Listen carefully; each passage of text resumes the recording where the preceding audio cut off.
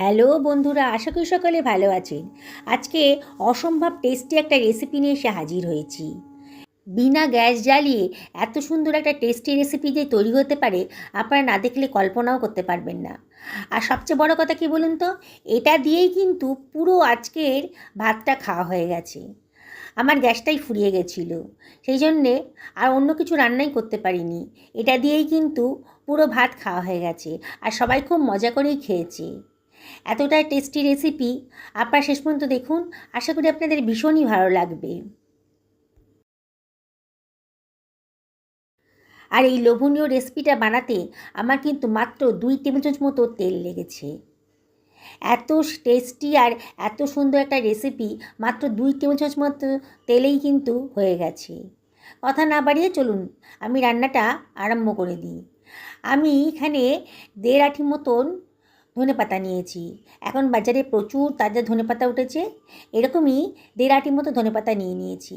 আর ধনেপাতার ভেতর কিন্তু অনেক নোংরা থাকে, তাই ধনেপাতাগুলোকে আমি খুব ভালো করে জল দিয়ে ধুয়ে নেব। 2 থেকে 3 বার জল চেঞ্জ করে করে ধনেপাতাগুলোকে ভালো করে ধুয়ে নিয়েছি। এবার ধনেপাতার গোড়ার দিকের অংশটা আমার কোনো কাজে লাগবে না, ওটা আমি ছুরি দিয়ে কেটে বাদ দিয়ে দিচ্ছি। বন্ধুরা, রেসিপিটা এতটাই টেস্টি না, একবার যদি বানিয়ে খান বারে বারে কিন্তু আপনাদের বানিয়ে খেতে ইচ্ছা করবে।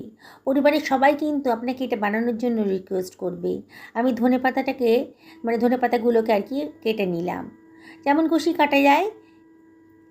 বুঝতেই পারছেন আমি এটা মিক্সার গ্রাইন্ডারে দেবো।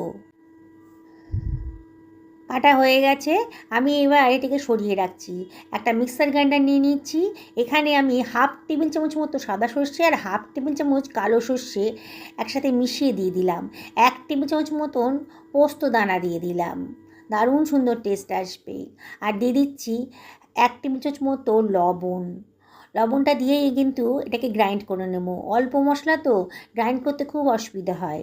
আপনারা ইচ্ছা করলে এটা শিলপাটাতেও গ্রাইন্ড করে নিতে পারেন। দেখুন সুন্দর করে কিন্তু গ্রাইন্ডটা হয়ে গেছে। এবার দিয়ে দিচ্ছি বেশ খানিকটা রসুনের কোয়া, খুব সুন্দর একটা টেস্ট আসবে। এবারে দিয়ে দিচ্ছি কতগুলো কাঁচা পাকা লঙ্কা, আজ কিন্তু কোনো শুকনো লঙ্কার ইউজ হবে না। এবার দিয়ে দিচ্ছি আধখানা টমেটো কুচি করে কেটে রেখেছিলাম, দিয়ে দিলাম। 2 টেবিল চামচ মতো নারকেল কোড়াও দিয়ে দিলাম। এবারে আবারও গ্রাইন্ড করে নিচ্ছি। দেখুন মোটামুটি একটা পেস্ট মতো তৈরি হয়ে গেছে। এবার আমি এটাকে ভালো করে একটু নাড়াচাড়া করে দিলাম, দিয়ে এর ভেতরে দিয়ে দেবো ধনেপাতা। আমি যে পরিমাণ ধনেপাতা নিয়েছি তাতে একবারে কিন্তু গ্রাইন্ড করতে পারবো না, এই ব্যাচে ব্যাচে করতে হবে। খানিকটা ধনেপাতা এর ভেতরে দিয়ে দিচ্ছি। অসম্ভব টেস্টি। আপনার এটা বানাতে কিন্তু 4 থেকে 5 মিনিট সময় লাগবে, আর এই দিয়েই কিন্তু 1 থালা ভাত নিমেষের মধ্যে শেষ হয়ে যাবে। এর ভেতরে আমি দিয়ে দেব সামান্য 1 টেবিল চামচ মতো জল। জলটা কম দেওয়ারই চেষ্টা করবেন, তাতেই কিন্তু টেস্টি হবে। আবারও গ্রাইন্ড করে নিয়েছি। দেখুন কত সুন্দর একটা পেস্ট তৈরি হয়ে গেছে। এবারে বাকি যে ধনেপাতাটা রেখেছিলাম সেটাও আমি এর ভেতরে দিয়ে দেব। দেখুন কত সুন্দর পেস্টটা তৈরি হয়ে গেছে। এবারে আমি বাকি ধনেপাতাটাও এর ভেতর দিয়ে দিচ্ছি। বন্ধুরা, রেসিপিটি যদি ভালো লাগে তাহলে লাইক শেয়ার কমেন্ট করতে কিন্তু ভুলবেন না। দেখুন এবার কিন্তু পুরো ধনেপাতাটাই আমার পেস্ট হয়ে গেছে। কালারটা দেখুন কত সুন্দর। এবার একটা বোলের ভেতর এটা আমি রেখে দিচ্ছি। এবারে আমি এর ভেতর দিয়ে দিচ্ছি 1 টেবিল চামচ মতো সর্ষের তেল। এখানে সর্ষের তেলই দেবেন, তাহলে কিন্তু বেশি টেস্টি হবে। এবারে আমি এর ভেতর দিয়ে দিচ্ছি একটা লেবুর 1/3 অংশ, রস করে চিপে দিয়ে দিলাম। খুব সুন্দর খেতে লাগবে, দারুণ সুন্দর একটা গন্ধও বেরোবে।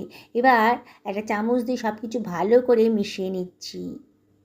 দেখছেন তো বন্ধুরা, এদিনকে রান্নাবান্না করতে ইচ্ছে করবে না, সেদিন কিন্তু মাত্র 4 থেকে 5 মিনিট হাতে সময় থাকলেই এই অসম্ভব টেস্টি রেসিপিটা আপনারা বানিয়ে ফেলতে পারবেন। এতটাই টেস্টি না, গ্যারেন্টি দিয়ে বলছি। 1 থালা ভাত কিন্তু এটা দিয়ে খেয়ে নিতে পারবেন। দেখুন কত সুন্দর দেখতে লাগছে। আর যদি বাচ্চাদের জন্য বানান তাহলে লঙ্কার পরিমাণটা একটু কম দেবেন। আমি আবার একটুখানি তেল দিয়ে দিলাম, 1/2 টেবিল চামচ মতো তেল দিয়ে দিলাম। আমার মোট 1.5 টেবিল চামচ মতো তেলই খরচ হয়েছে। আমি এবার ভাতের সাথে এটাকে সার্ভ করে দিয়েছি।